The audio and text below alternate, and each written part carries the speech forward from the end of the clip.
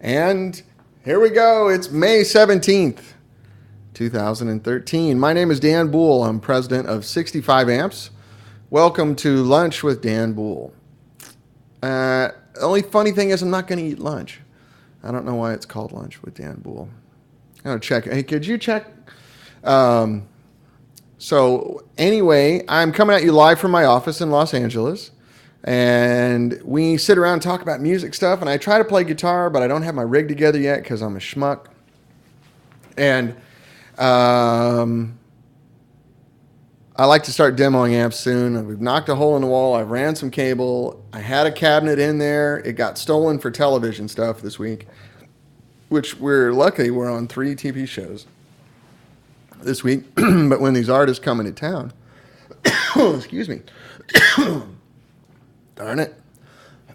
When these artists come to town, their rig is usually out on a stage somewhere.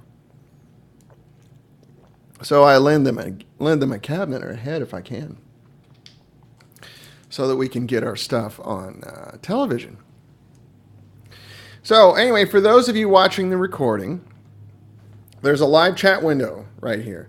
And that's what I'll be reading most of the show. So if it looks like I'm not looking into the camera, it's not because I don't love you, because I do. I mean it, sincerely.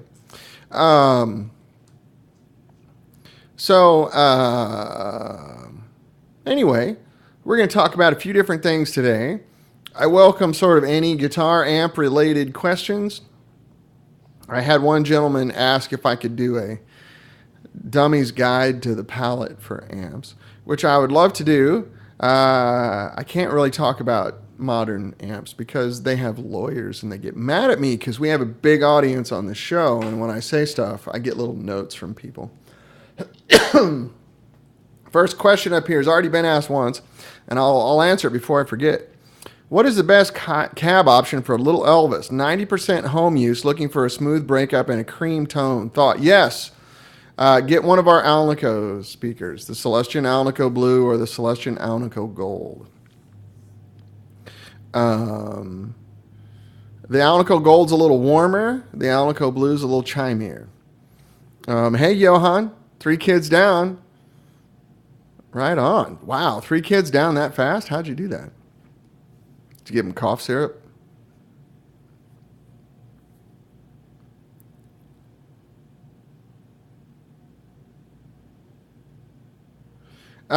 It's a little bit of an expensive upgrade. You're welcome, Ustreamer 729 256.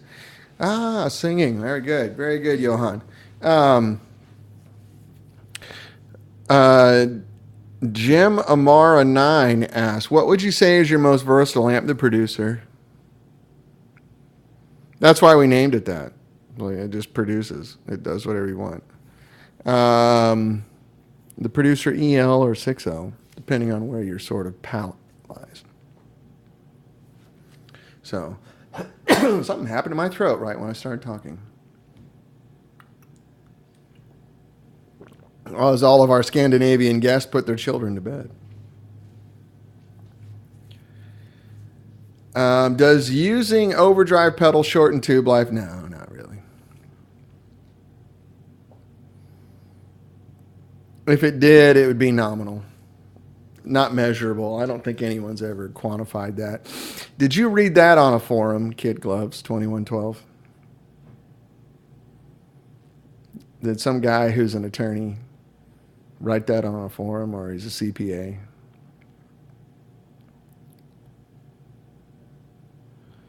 No marquee, no more in production. No, not right now, Johan. I think we're going to bring it back. But I think the marquee is one I'm going to do high current, low voltage. I'm just kidding you, Kid Gloves. I'm a smartass. Don't take me seriously at all. Do I use any boost or drive pedals live or just the bump? It depends on the gig and the amp that I'm using. The gig I'm playing this weekend is with a high-powered Soho. And it's plenty to use the bump. I do like a clean booster. I like the Strymon OB1. It's more of a compressor than it is a booster, and it works really, really good.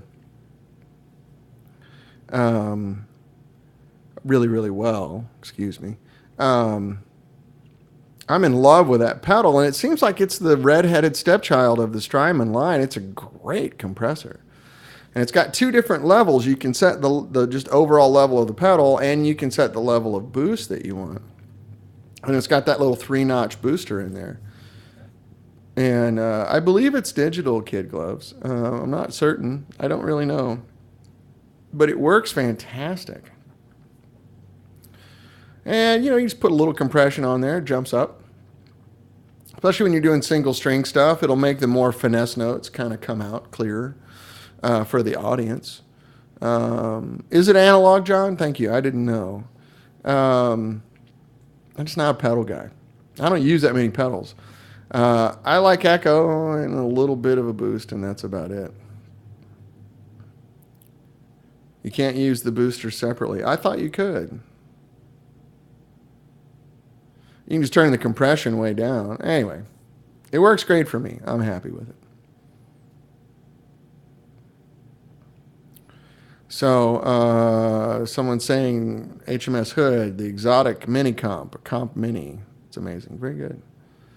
Durham Sex Drive works really well with our amps. It's not a real hot pedal, but it's got a great texture. I like the Durham pedal a lot.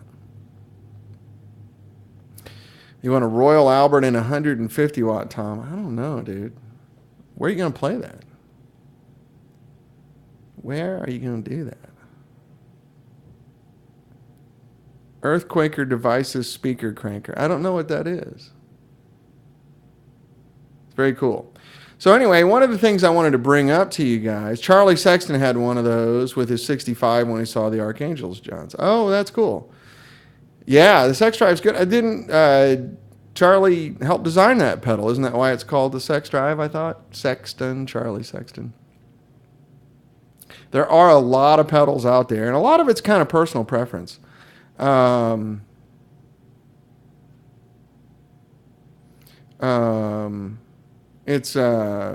of like food. I like this much salt and that much mustard. It works great. But a lot of it's up to you. There's no right or wrong here. I wouldn't take what I use with much weight. I don't play out much at all. I play like 4 or 5 gigs a year now. So I'm not what you would call hip on pedals. I'm hip on amps, but not real hip on pedals. Let's see. Where was that link you guys posted to the Chicago Music Exchange video? That was really good. I wanted to post that again.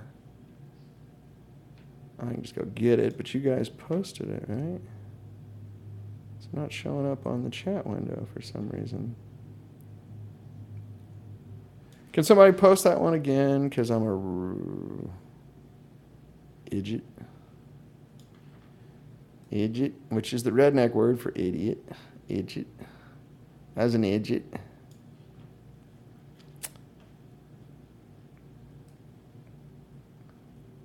Can't find it. I suck. Let me get it here really quick. Hang on one second. Your website looks good, John. That was the window open. Oh, John, did you get the pictures? Come on. Facebook's not opening up. What's the deal? Oh, Kid Gloves got it. Thank you. Thank you, Kid Gloves. A sushi eating redneck. That's right. I used to eat catfish. I'm not really a redneck. I just like to make fun of rednecks. I'm kind of the opposite of a redneck. In that I'm not racist or xenophobic. I don't consider my religion to be better. All that stuff. Corn and pork. I do love redneck food, though. No picture that didn't go through? Let me make sure here. Hang on a second. I sent it to you.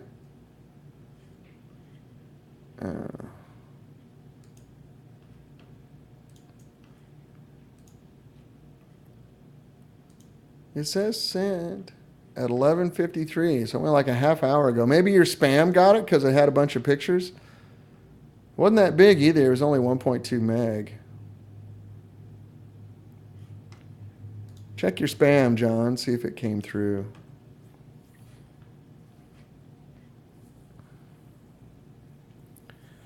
Anyway, no, I just like country food, and I like country people. There's a big difference between country people and rednecks. Hey, Bill. Bill Studio here. How are you, buddy? Welcome. Good to see you. Anyway, we'll have a cultural discussion about rednecks and country people later, I guess. Not part of this show. I do love barbecue. And it's hard to find in LA good barbecue. I do like bluegrass. See, bluegrass to me is not redneck. Bluegrass to me is very nice country. Bluegrass is very sophisticated music and very difficult to play, which is the opposite of redneck.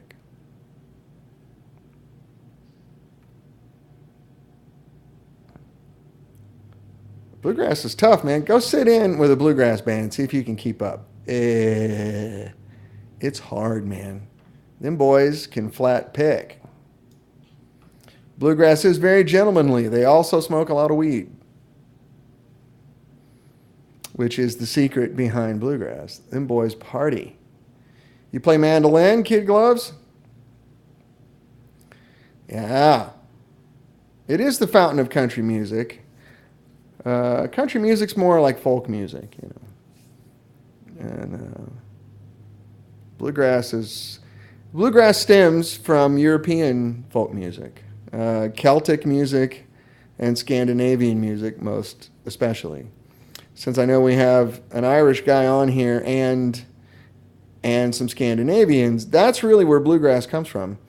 When you go over and listen, like when I go to Norway and I hear Norwegian folk music, it's bluegrass. Or I should say bluegrass is that.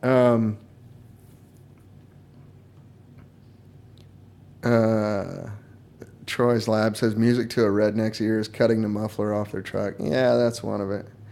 I use the word redneck in a very derogatory sense, unfortunately. Some people are proud to be rednecks, and I think you're more just country people. But let's see. Boy, my chat window's jumping all over the place here. Hang on a second. Yes. No, bluegrass is fantastic. If you guys are familiar with Lars Haugen's record, The Truth, he does a bluegrass tune on there on acoustic guitar that's insane, like insanely good. And it's a bluegrass. It's a bluegrass tune. Let me see if it's out here on the YouTuber, and I'll put it on there. It's so good. My chat window keeps hopping to the top. Lars is amazing. He's such a gentleman too. That's what's crazy. Lars Haugen and The Truth. These are all live stuff. Let me see if it's got his acoustic thing on here.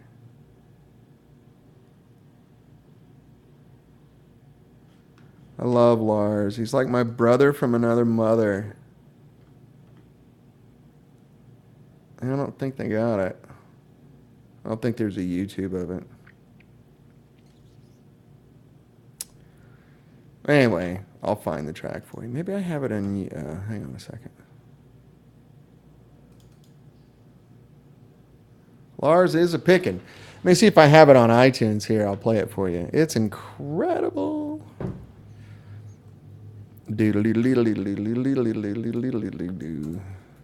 Lars, I don't have it on iTunes on this machine, unfortunately. Oh, crud. It's really worth listening to. Haugen. Nothing. Sorry, never mind. What a waste of time on the show today. I quit it. Yeah, I don't know that it's on Spotify. That's a good point, though. I won't let Lars pick my guitar. He'll kill it. No. You want them. You want some DNA to rub off. Yeah, Ricky Skaggs playing bluegrass on a Martin. Very nice. Yeah, bluegrass players are amazing. Absolutely. Very good. So, okay, so the Chicago Music Exchange video. This goes back to a pertinent question someone asked here. What's our most versatile amp? And I think, and you didn't have a name, so you were Ustreamer number something. You can watch that video. You get an idea. They did a really good video on that. I'm signing up to do some more videos this summer over at Henson Recording again. So I get to do it through a giant like Neve console, the whole thing. And you get an idea. But the guys over there, I think it was Joel is the guy who did that. And it's really, really good.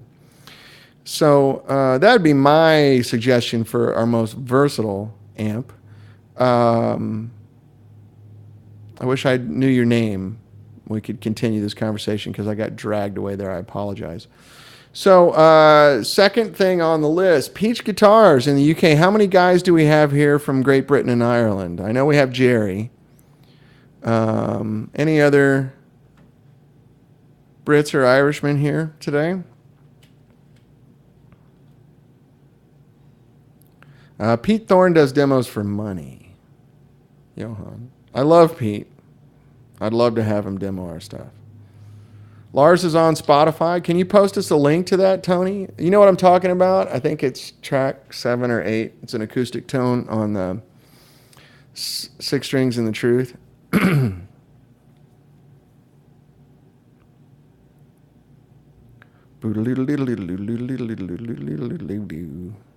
Now I got silly bluegrass riffs in my head. So, anyway, are you on here, Ustreamer? You were in blue, you were numbers. Where were you? Because that was an actual Oh, here you go. Ustreamer 729256. Let me see. Are you still here? Hello. I'm trying to send you a message directly from the window. Maybe not. Can't do it. Okay. Oh, you're here. Oh, great. So did you hear our conversation about the producer? Yes, Pink Paisley. He's got bluegrass going right there on his keyboard.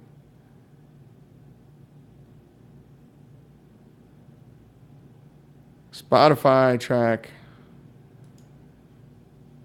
Well, there's no way for me to... I got to get everything open. Hang on a second. You guys want me to play it over my speakers? If I can find it.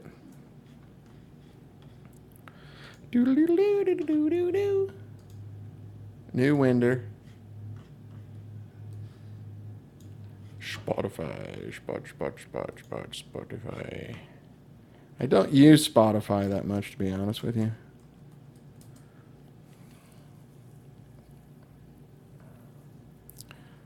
My internet drags while I'm doing the show.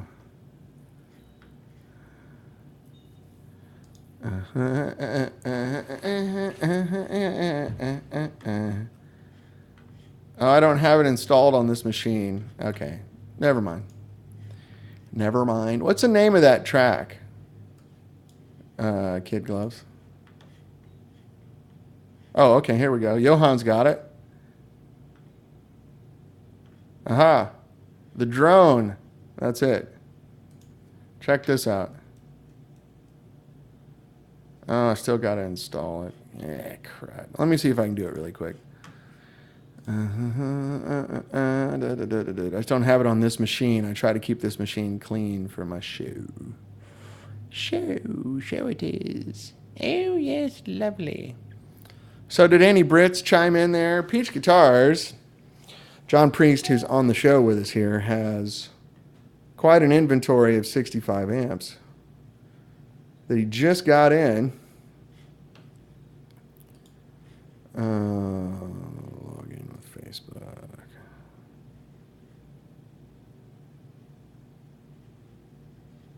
I don't want to Facebook email. Oh my God. Let's try it this way. I don't remember what my thing is. Hang on a second.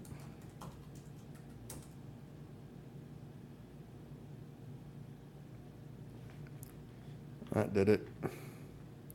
I accept your terms, you crazy people.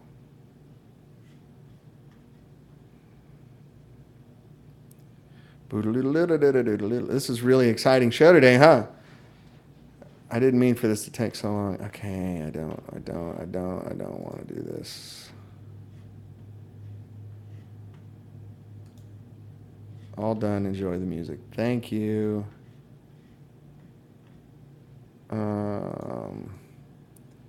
Lars Haugen.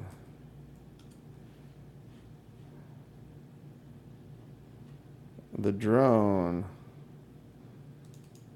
No, that's not it. It's not on here. Is this it? No.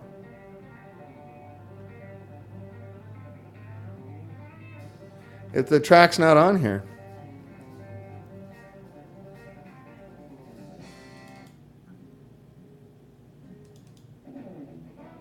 No. Oh, that's a shame. It's one of the better tracks on the record. Oh, here it is. All Alone. Listen to this man play acoustic guitar.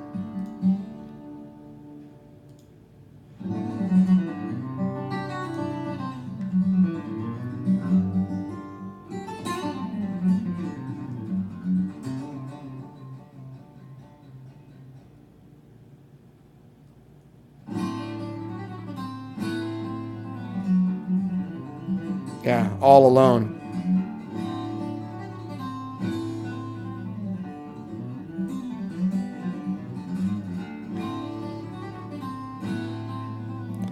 I don't know how to get the mix on this microphone very well, but yeah, All Alone is it.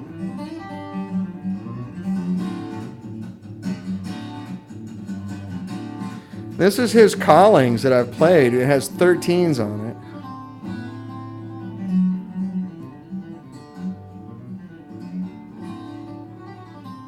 This is Lars Haugen and the Truth. It's a Norwegian band. Let me type it in here for you.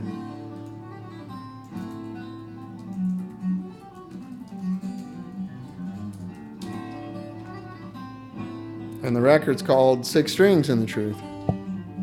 This is the only acoustic track on the record. The rest of it just blasts.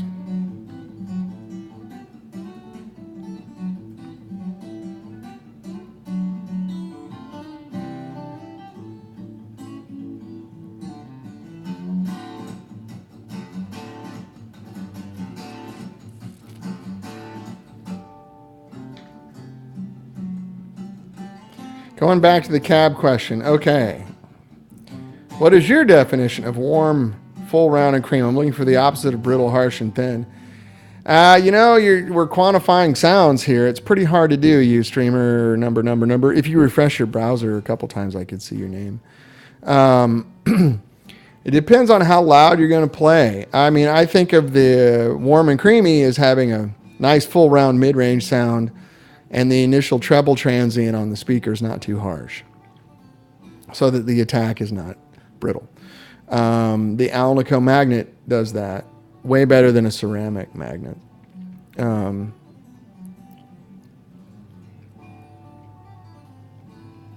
Sing it hard, sing it well. So have you decided if you're going to offer a vertical 212? We are in our spare time. I have all these ideas and I never get time to do it because I'm the sales guy now too. But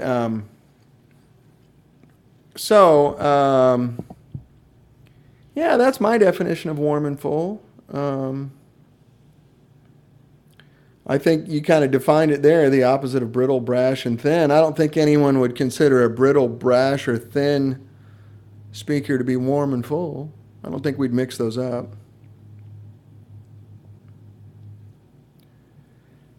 Yeah, Tom, we used to make the Apollo. It's kind of on hold right now. Not a big market for tube bass amps. Not a lot of guys going to buy them. We made a couple. I kind of sold them to every studio and sidemen around. And that's it. Gene Norby, what are the pros and cons of vertical versus horizontal? It's just aesthetics. It's the same cabinet.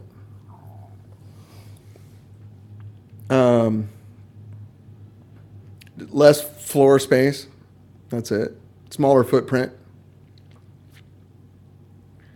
No, and my friend in Michigan still has my L5.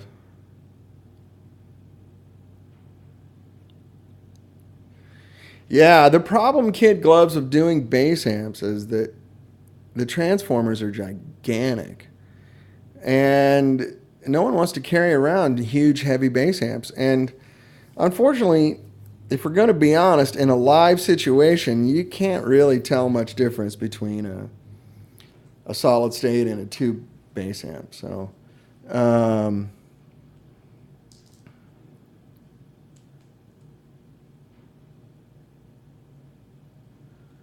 yeah, a slant horizontal 212. Okay, that's interesting. Um, I made a couple of bass amps that I really, really love.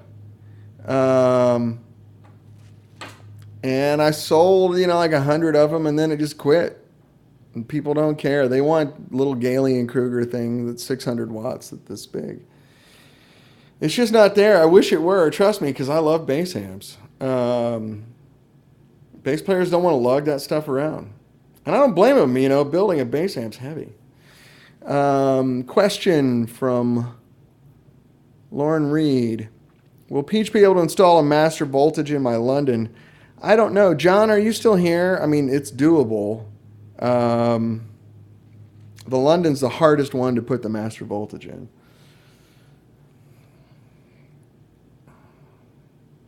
Tom, if you want a 200 watt bass amp, I'd get a Boogie.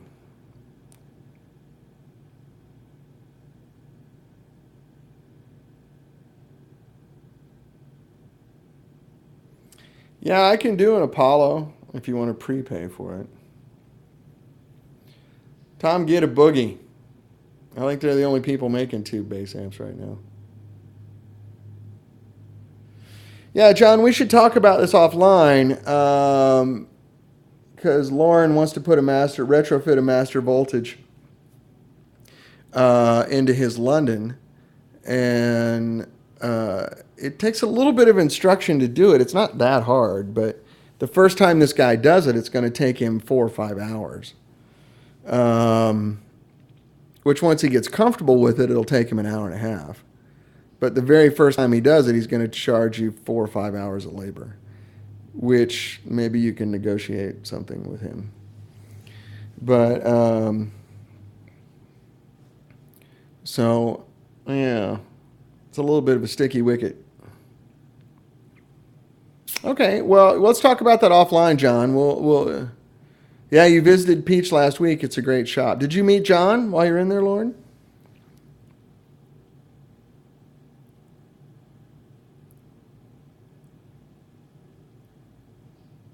You guys should hook up. I think in the chat window you can send. John is blonde-haired gentleman. I think you can send each other private messages here if you right-click on the on each other's IDs and exchange information. You like it that I said wicket? Yeah, I used to live in London. Some of those English phrases stuck with me.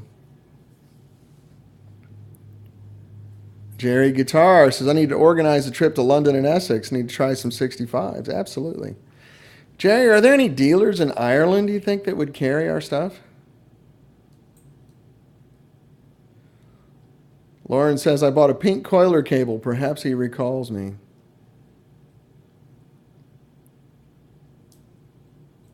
Could be. Not too many guys buying pink cables, are there, John? Okay, that was too easy. I'm sorry.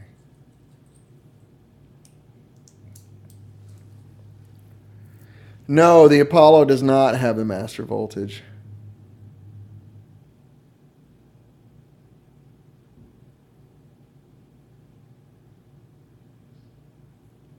So, I didn't think it was necessary for a bass amp. A lot of guys buy this amp and play guitar through it. That's a funny thing because it has 6 SJ7 preamp tubes, so it sounds really, really good. Okay, so anyway, let's move on. Hey, Stratocaster Mojo, you're here. XL72, hey, did you ever get together with a cable company to make some 65 cables? Yeah, Brian Mendes at Colossal Cable made us some, and we just haven't gone into production yet. This whole move over here has just been crazy. Hi, Scott. Oh, it's you. Hey, buddy, what's going on? Yes.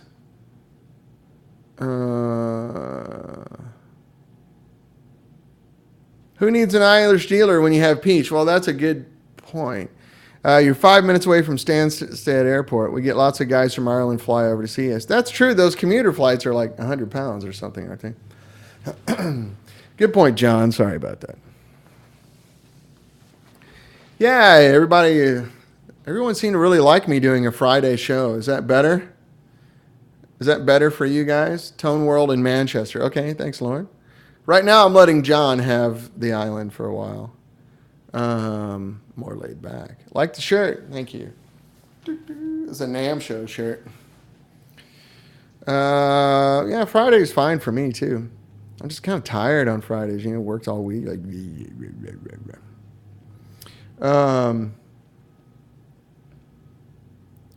oh, speaking of which, Scott, great picture on your Facebook page. Yeah, I'm not worried about you, John. Don't worry. It's all good. Yeah, I never got the sense there were any dealers in Ireland that could do this anyway. Can't my girls do a shirt? Yeah, that'd be good. Peter Donkers. Hey, how are you, sir? Greetings to the Netherlands. A lot of European countries represented here. If I go to Gear Music's Facebook page, you have a picture of our NAMM booth. Don't you? You did, I thought. Yeah. Here, let me get the link. Yeah. Of our giant 65 amp. Here, guys, check this out. If there's any Canadians on board here, Gear Music in Toronto carries a very nice stock of our stuff.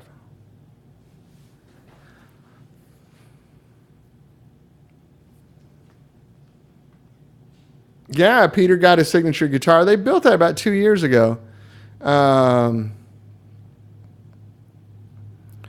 Good, Peter. Thanks for dropping by. I appreciate it. Stratocaster Mojo asks, hey, Dan, 2 questions. Do you guys do a 210 extension cab? And also, if a person wants an unloaded cab, is that an option? We don't really do the 210. I mean, I could technically make you one, but I've sold like 3 of those in 8 years.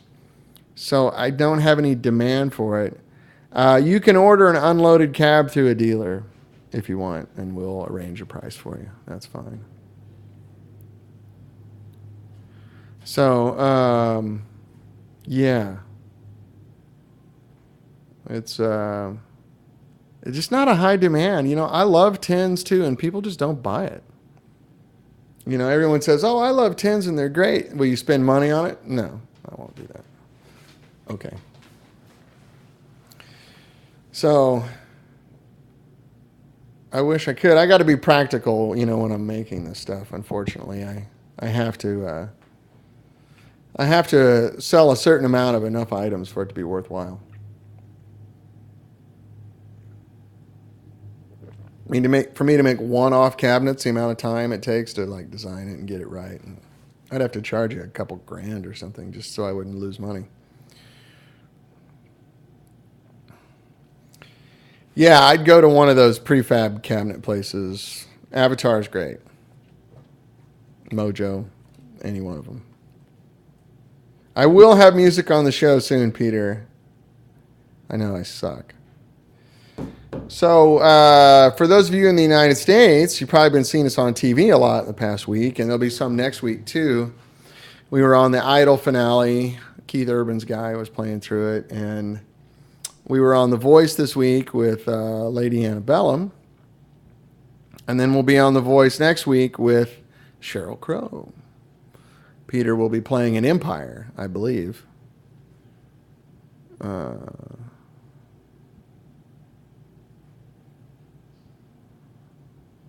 Espen Jakobsen, how nice to see you on a Friday. Hey, just put some NOS Mullard EL34 XF2s in my producer. Sounds awesome. Oh my God, yeah. That's, I think, the best tube made right there. Do you have some NOS preamp tubes you could recommend? Yeah, I mean, in the producer, man, I mean, my favorite is Telefunkens, the long plate Telefunkens. I actually don't care if they're smooth plate or ribbed plate. I don't really think they sound that much different. But the smooth plate is the one that's posh. Those and long plate, 17 millimeter plate Mullards and Telefunkens are my two favorites. In the phase inverter, you might not need the 17 millimeter plate. You could get the mid-size plate from Mullard. It sounds really good. Depends on what you want to do. On the American side, if you put in some RCAs or Tungsol 12AX7s, I was speaking incorrectly. You want Mullard or Telefunken ECC 83s, of course.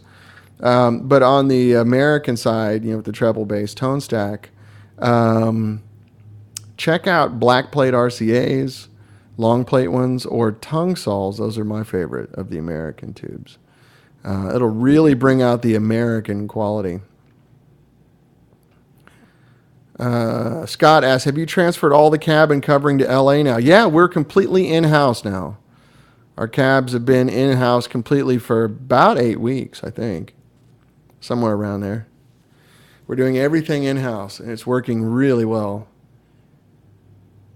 Kid Gloves 2112s. Yes, 65 glass preamp tubes. Where are you, Espen? I'm assuming you're probably in Northern Europe, judging by your name. Yes, Scott. Soho will be made completely in-house. You got it. That is correct, sir.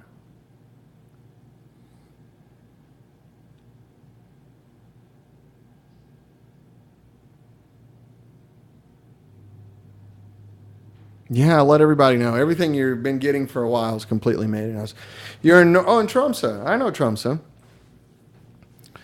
Yeah. Talk to Arna at Vintage Guitar. He has some connections for NOS tubes.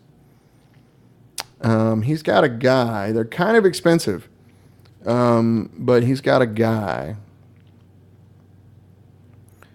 who can do it. Yeah, no news on tubes. Right now, everything's just kind of being put on hold because I'm just too buried here. I wish I had more news. I think I'll have news in the fall, but I'm not sure. I'm just buried, overwhelmed with work. So that's fine. It's hard to find good. Yeah, Watford valves, of course. In Europe, I think Derek is the guy to speak to over there. I don't know, John, do you have any... I don't have a wireless camera, Peter. It'd be hard for me to do. I'd love to. I can just record something. There is a shop interview if you look on... what's the English? Sonic State. Thank you. Peter Donkers. Thank you. Dan is tired today.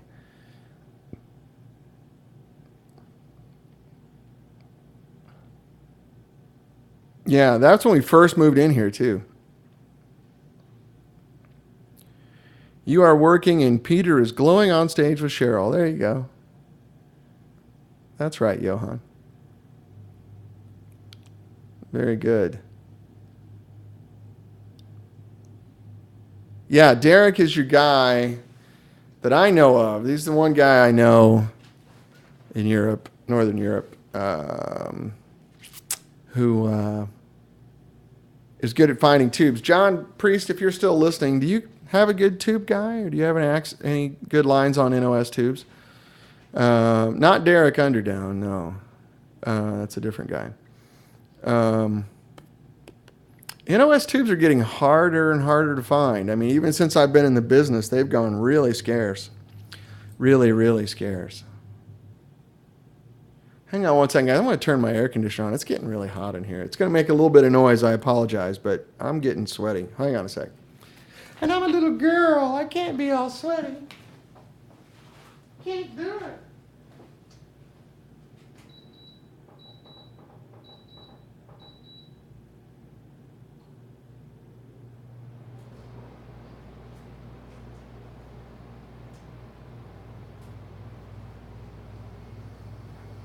All right. The cool air cometh.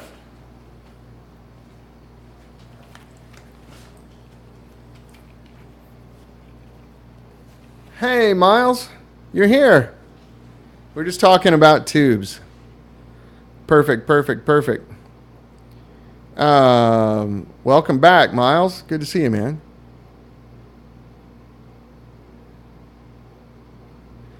Yeah, it's hard to find reliable tube guys. Miles Rose, who everybody knows here, has the best line. I have a gentleman on here, Miles, who just put in some XF2 Mullards in his producer and was curious about NOS recommendations. Yeah, there's not a lot of good tubes today.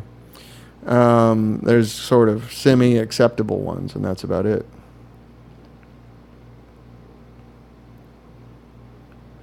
So this guy is in Norway, and he's very interested in finding some good ECC 803s. Who do we know over there besides Derek at Watford Valves? Yeah, that's my favorite EL34. I think that's the best sounding one ever made.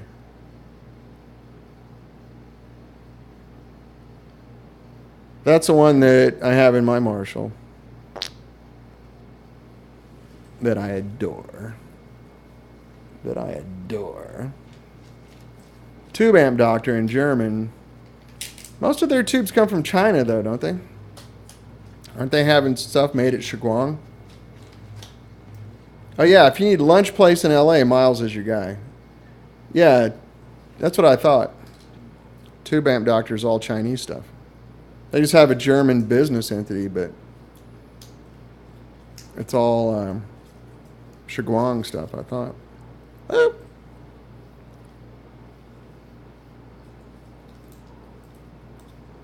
Tube Town, I don't know that. Oh, does Tube Amp Doctor get NOS tubes? Okay. I didn't know that.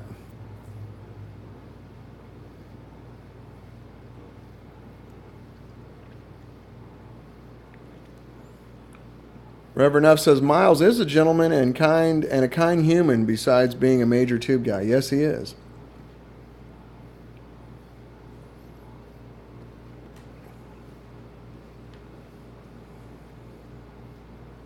Has Groove Tubes improved lately? Ugh, I don't know.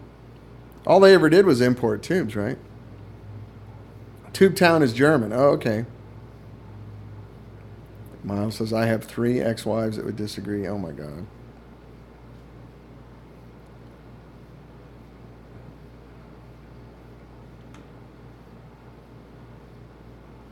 Yeah, I don't know where to get good NOS tubes. I mean, you can always risk it on eBay and Craigslist and all that stuff. But you just never know what you're getting. And most people don't even know how to test tubes. Doug Preston's great. He doesn't have a lot of NOS stuff. Doug's main focus is getting the best of the best new stuff. And he spends countless hours going through new tubes and cherry picking the good ones, you know. But that's not his main focus. If he has NOS tubes, they're good ones. You can be assured of that. Do the preamp tubes last shorter and you play a lot with the voltage knobs down low? No. It should be fine. Has someone mentioned that to you, Peter? That's the first time I've ever heard that. Yeah, Miles is reiterating here the preamp tube should last for years and years. They're hard to wear out. They don't wear out like power tubes. They're a lot lower voltage. In most cases, they're half the voltage. So the lower voltage you run the tubes, usually the longer they last, because the voltage is what strips the cathode of its coating. Where did you hear that, Peter Donkers? I'm curious.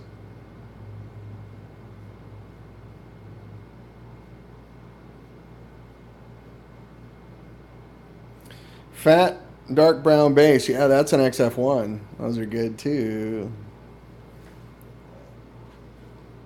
XF1s are killer. Killer, killer.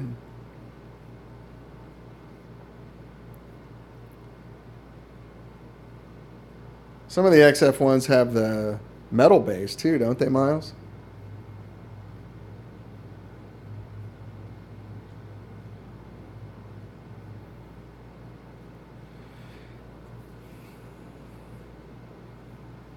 $389 though. That's crazy.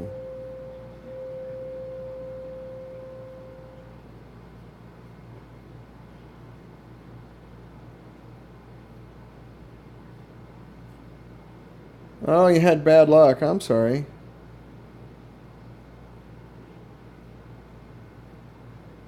I haven't seen this new tube tester made by Orange. Do you know anything about it?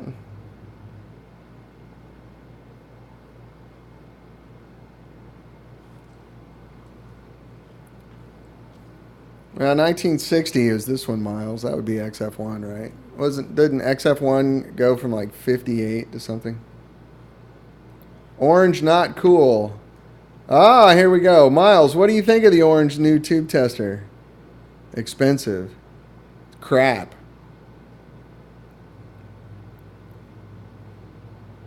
Limited. I haven't seen it. What is it about? I don't know. Let me look at it here really quick. It's not much to testing tubes.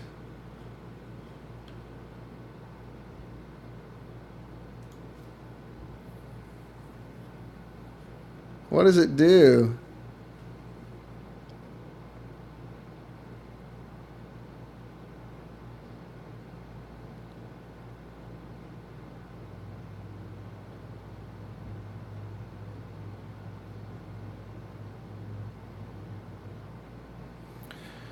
Well, it reads pretty good. How much does it cost, Miles? Is it not worth it?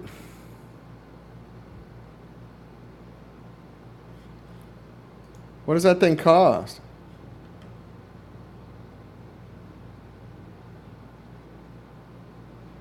Oh, it just kind of has dummy lights on it. $500? Wow. It's a lot of money. Maybe we should make tube testers. $349 in your store. Yeah. Yeah, it's $500 here. It's about 1.6 on that. $349 times 1.6. That's about right. It's about $500. 65 tube testers. Yeah, we can make that nonsense. That's very interesting. Very, very interesting.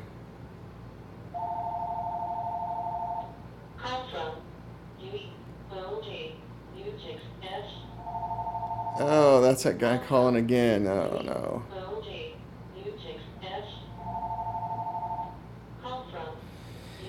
Just move the factory and you'll have my tube test gear in-house again. Yes.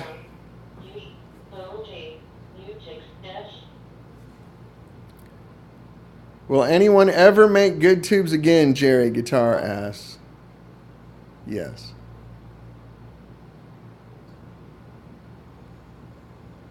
Yes. You get what I mean?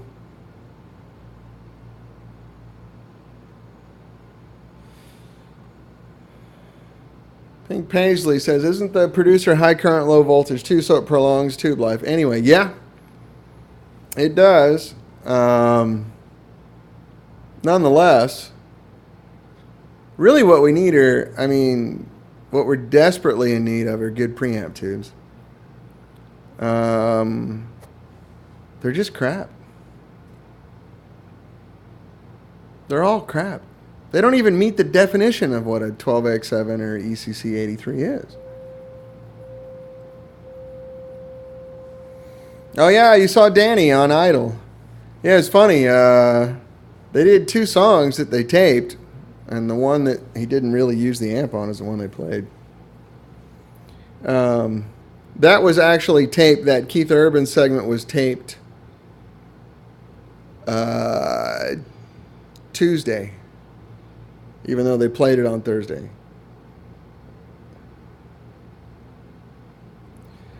Pink Paisley, right now, it's just the producers that are high current, low voltage. We're going to do some more, though.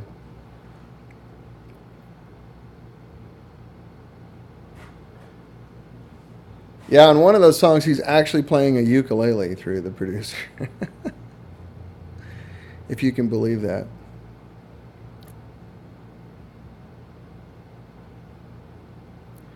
Can I make a producer EL with machine wound trannies? Yeah, absolutely. Yeah, it's no problem. Why can't they make the same quality as before? Well, there's a lot of, it's kind of a long answer to that, Peter, but at a high level, the main reason is it's not what you would call state-of-the-art work anymore. So there's no new machinery making tubes. The newest machinery you'll see making tubes was made maybe in the 80s. So it's 30-year-old machinery. And it's a very manual process. So you combine the fact that it's a very manual process, and the machine parts of it are done on very old machinery, most of which was thrown away by the original tube manufacturers. They got rid of that machinery. Someone bought it and refurbished it, and are using it again. You just don't get good, consistent stuff. And since it's just not state of the art, we're all sort of held hostage to this dynamic. So no tube maker feels compelled to make good tubes because they don't have any competition. All the people making tubes right now are making crap. So why worry about it? And they know it. They won't say it out loud. And I don't blame them. You know, most of the guys that run tube companies now are older guys. They're in their 60s. And they're making a king's ransom selling these tubes. So why bother? They're rich. Their kids are rich. Their grandchildren are rich. Why bother? So hopefully someone will come along and change that. Thank you, Andre. Appreciate having you here. The Ventura is a little more skewed that way. It's lower voltage and high current. It's not really skewed hard for that. Steve Kirk says, so where do people like Manley source their tubes for their audio gear? They pay a fortune to get the ones that actually work from the factory. When they do runs of tens of thousands of tubes, some of them turn out okay, not very many of them. And the hi-fi companies buy those.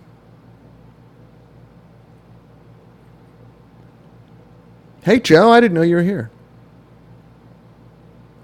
Welcome, welcome. Did your guitar show up?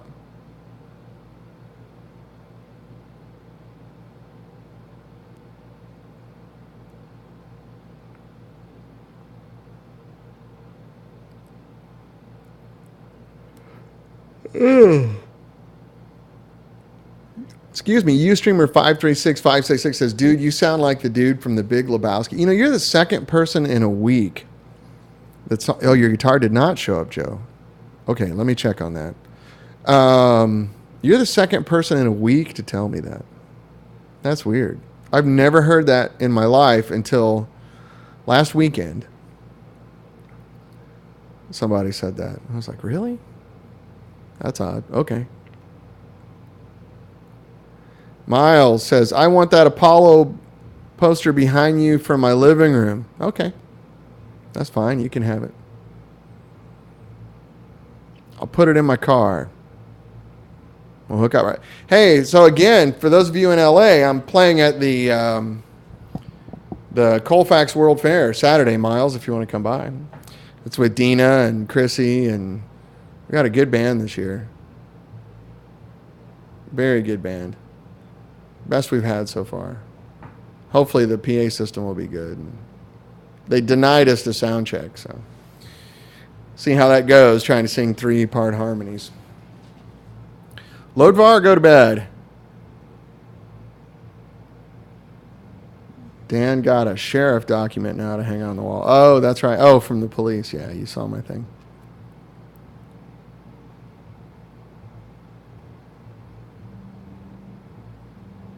Nice. Come up and play for us. Yeah, I'd love to. For a fee that can be arranged. Kid Glove says, now that you're thinking PCB, will there ever be a 65 amp with as many options as a Boogie? No. Mm-mm. No. Rock the Verb says, can you send me that guitar behind you? It'd look good in my room for a very large fee. I can do that. That guitar was a gift from my wife on my 40th birthday. So you'd have to clear it with her. I'm sure there's a certain fee she would accept for it. PCB does equal options, but options does not equal good. There is such a thing as pollution. Putting all those knobs and switches really just pollutes the shit out of your signal. And there's no way to keep a clean, secure, pure tone path through all that junk, regardless of the format.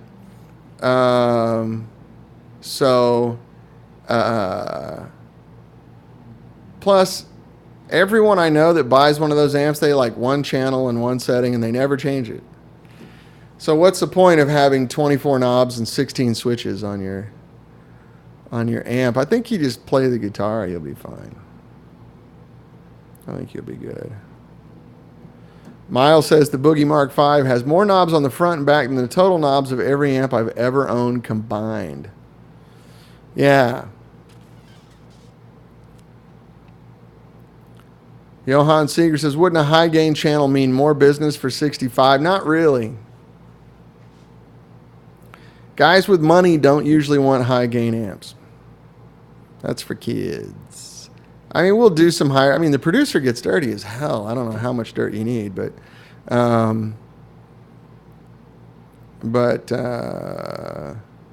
it doesn't prove to be that way. The high gain amp companies are really, really struggling right now. I mean, really, really struggling.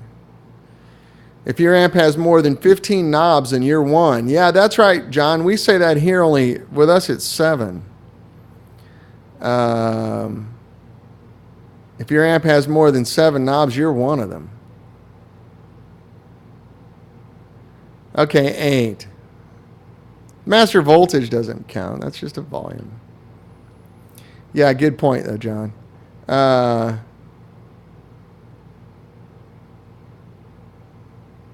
Yeah, I mean, the greatest amps in history didn't have a bunch of knobs and options on them. They just let you sound good when you play. And that's our goal, to build an amp so well that when you plug in a nice guitar, it sounds good. There's another inside joke in this business about, amps that have all those knobs. Those are amps for guys that suck. Because they're more forgiving.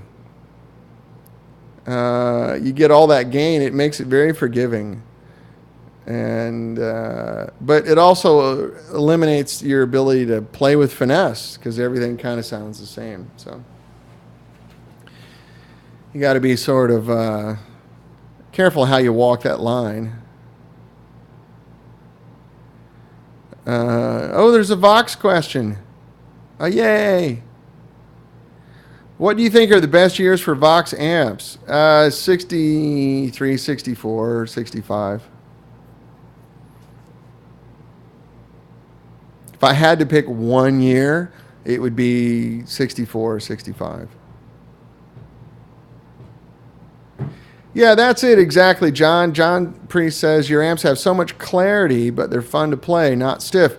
That's the thing, that clarity goes away if I put a bunch more knobs and switches on there. There's no way to avoid it. The laws of physics prohibit this. You cannot beat the laws of physics. If I run your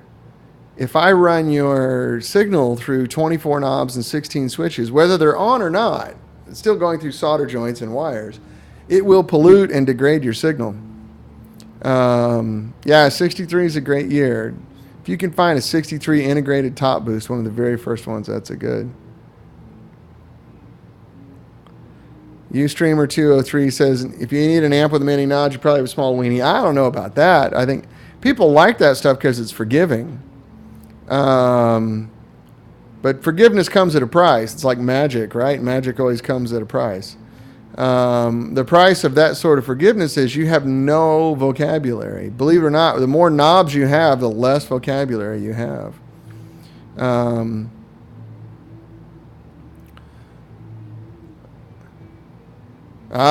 Scott says we plugged in a set of old PAFs through a Soho in a store. It was amazing. Yeah, our amps will do what you tell them to do. Yeah, that's right. Joe Riggio is great here. He says, compare the reverb channel to the non-reverb channel on any Fender reverb amp. And the non-reverb channel sounds way better. Way better. It's not even close. But everybody wants the reverb, so that's the price, right? All magic comes at a price. That's the price you pay, is it doesn't sound that good when you're done. Miles says, I have a few amps and a small weenie. Or amps with a few knobs. So much for that rule. That's funny. Yeah, there's no getting around it. I mean, you don't get your cake and eat it too. And you listen to your favorite like high gain or dirty records, it's not that dirty. Like the amount of gain that you get out of sort of a printed circuit board high gain amp, nobody plays with that much dirt on record. It just doesn't exist. That's right, Jerry. And option anxiety. You know what amazes me? And I go hear bands and they're playing stuff like Led Zeppelin and AC/DC. And really, really dirty. And, go listen to those records. Most Zeppelin records are pretty clean. Yeah, Earl Slick doesn't play that dirty. Yeah, that's right. That's right. Joe Riggio says, same principle as bass players that want to hear so much treble frequencies. You know what? And every live bass player I've ever played with that played with a tube amp, the bass amp was distorting. And it sounds great. I mean, that's the texture of a rock and roll band, is the bass amp distorts. Now guys want really trebly crisp bass amps that don't distort. You see all these solid, they have 15 compressors built into these things when you look at the circuits. And that's just not whatever happens. Yeah, Van Halen records aren't even that dirty. I mean, they're dirty, but they're not crazy. They're just not crazy at all. They are easy to play. It's sort of masturbatory. And that's fun. That's fine. There's nothing wrong with that. That's just not what we do. It's kind of lost if I build you a hand-wired amp with Mercury transformers and hand-finished Sozo caps. When you go through 7 or 8 gain stages, it doesn't matter what you're playing then. It's just, you could run a kazoo through the amp, and it's all going to be square wave distortion. So I get it. The gain's fun, and yeah. How is Takumi? I haven't talked to Tak in a long time.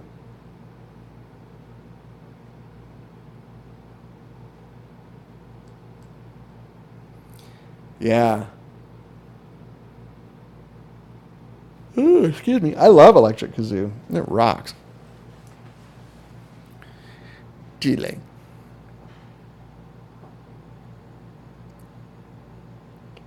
Highway Child.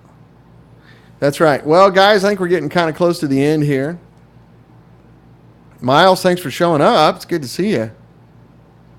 Who made that cool 65 sign behind you? I did.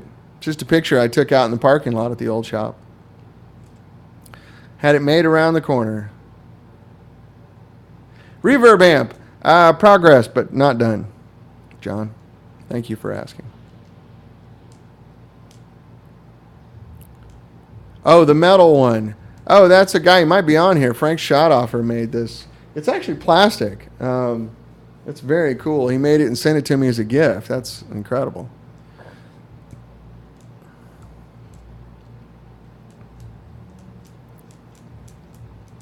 PCB. Yeah, I want to do some really high-end PCB stuff. American-made. Good stuff.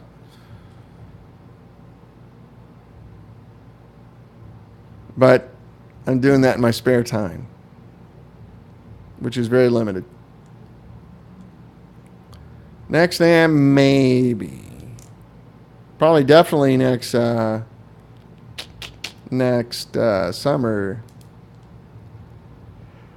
Oh, excuse me. My goodness. Coffee. No, we probably won't go to Summer NAMM unless we have this amp to show off. PCB Empire, please. Okay, I'll consider that.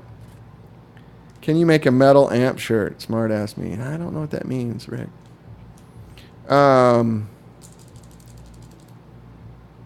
Yeah, man. Okay, guys. Redline producer. Well, thank you. I notice all these things when you say it, and I appreciate it sincerely. We'll do what we can. It's hard when you're doing things by hand. Lots of stuff to do. Lots of stuff to do. I need a big old staff. Give me 10 more builders, and I can do all this stuff you guys are asking for. It's money. You know, if I could charge for these amps what I really need to charge for them, all this stuff is possible. But everybody kind of wants a really nice hand-wired amp at a cheap price. And believe it or not, our amps are pretty cheaply priced for the amount of time and parts we put into it. We barely make any money on them, so, which is a surprise to most people, but you know.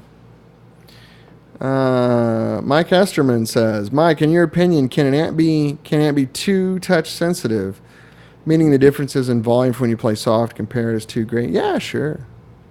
I think it's pretty situational. I think for some people, if you don't have a lot of finesse with your guitar, having an amp that's sensitive can be difficult, can be a challenge, because they don't know how to control those dynamics, and they don't do it instinctively. They have to think about it. Whereas you see a lot of players, especially guys that have played for a living for a long time, when they do things like that, they just do it automatically. It's a reflex. And there's certain guitars that makes a big difference and all those sorts of things. So there's no hard and fast rule there, Mike. There's a lot of factors you got to weigh into that. But Steve, thank you for dropping by, man. I appreciate it. I'm getting tired. I need some food. And sorry it was a little bit of a rambling show today. But Friday seems to work. I got a good crowd on here on Friday. Espen Jakobsen says, I get a loud popping noise when I switch between channels. What can I do about that? Contact us offline. I need to ask you a few questions about it, but probably just a two. Some of our amps do pop when the switches go because we're switching DC voltage, and that's the compromise we have to make. Yes, I'll send you Mexican food, definitely. Espen, are you in Norway? Oh, the chat window just jumps half the way up. I'm trying to read the answer. Damn.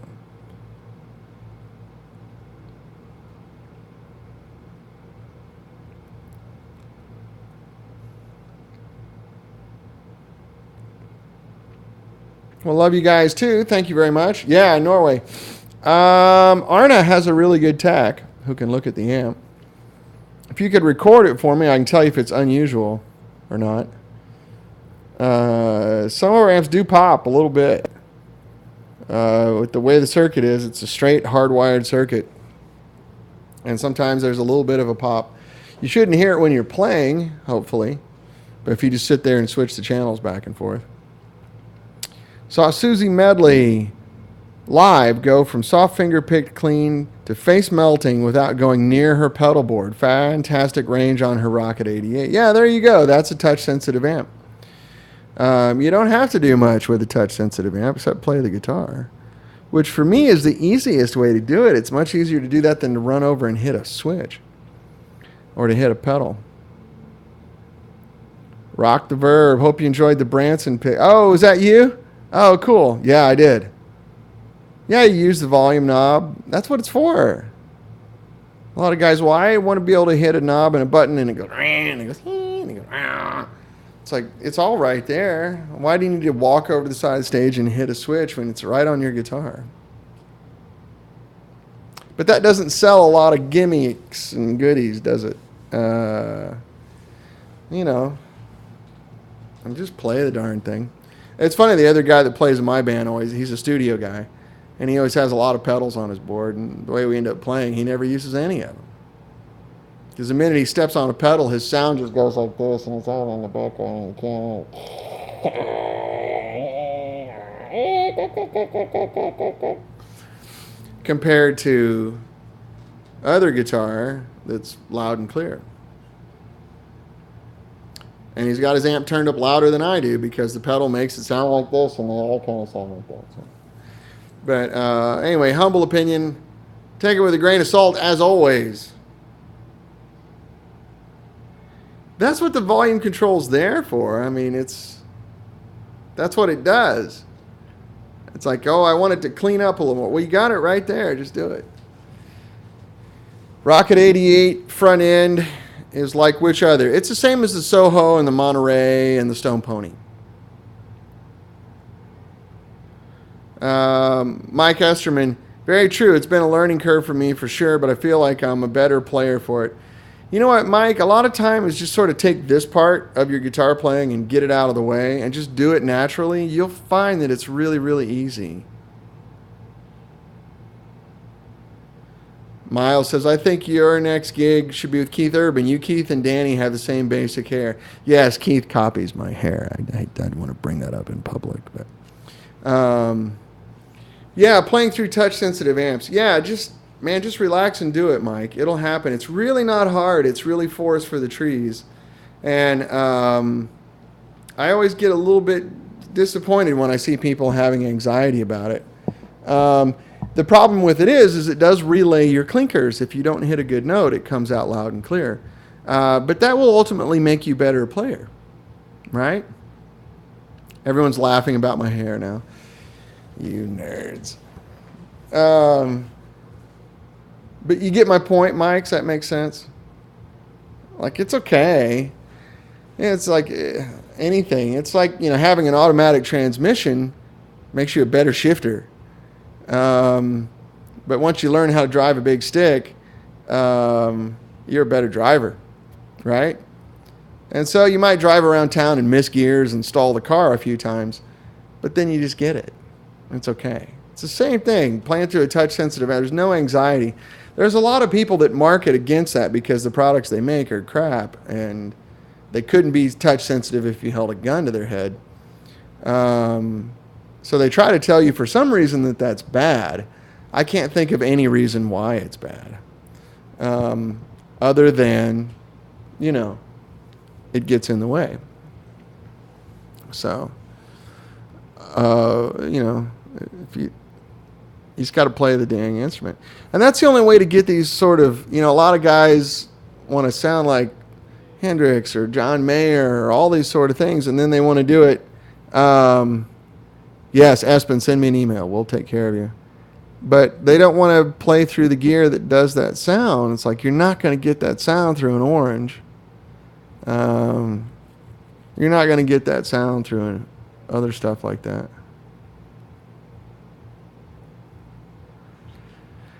Yeah, unfortunately, at my age, there wasn't anything but touch-sensitive amps around, so that's how I learned how to play guitar, and it's really not hard. I mean, that's the thing. There's all this perceived anxiety about it. It's not. It's really fun. Even if you make mistakes, so what? And you're good. Life is good at that point. So, anyway, on that point, my thought for the day is you can do it. You can do it. It's not hard. And there's no piece of gear that's going to make you sound great. You have to play. You have to play. No way around it. And you can do it. Just take a little practice, that's all. I mean, if anybody could just go out and buy the tone and sound good, that'd be the richest amp maker in the world. Yes. I'm going to touch back on this just for a minute before we go because it just drives me nuts. So at the beginning of the show, we were talking about, guys, I could put Hendrix's guitar in your hands, plug you into Hendrix's amp. Not the exact model. I mean the gear that he used. His cord, his fuzz face pedal, his wah-wah pedal, his Univibe. You're not going to sound like Hendrix. I'm not going to sound like Hendrix. Eddie Van Halen's not going to sound like Hendrix. Blah, blah, blah, blah, blah. Now, on the other hand, I can bring Hendrix over to your house, in a fantasy world, of course. I can plug him into your Egnator with your Mexican Strat, and he'll sound just like Hendrix. Exactly like Hendrix. So you get the point, right? People that are marketing gear to you that say, if you buy this, you'll sound like Angus Young. Or if you buy this, you'll sound like whatever, Jason Mraz. It's bullshit. You can't do it. Can't do it. Doesn't work. And I find it really entertaining. And people go, really? If I buy that pickup, I'm going to sound like, Woodstock? Okay. Yeah. It doesn't work that way. I could give you Dwayne Allman's rig, his exact stuff, and you're not going to play slide like Dwayne Allman. You might hit a couple of notes that sound close. But it ain't going to work. Just ain't going to work. Best tone tip, Dan. Be yourself. Play guitar. Hit that damn thing. Have fun. Smile when you play guitar. That's the best tone tip. Costa Martin says practice. You do want to practice, but you got to have fun. It's not rock and roll if you're not having fun. Sitting around running scales, you're going to end up sounding like doodle doodle doodle doodle doodle doodle doodle doodle doodle doodle doodle. Who cares? Have fun. Smile when you play guitar. That's my tone tip for the day. Sit around and smile. It just makes you play better. Seriously, watch. Ready? Here we go. Okay, you ready now?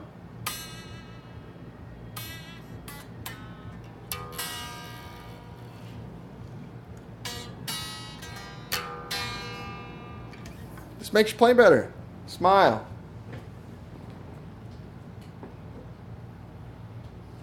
Yeah? Does that work? Yeah? Does that work for you guys? Move your hips more. Well, the camera, you couldn't see. I'm actually not wearing pants right now, so that's what made it really fun.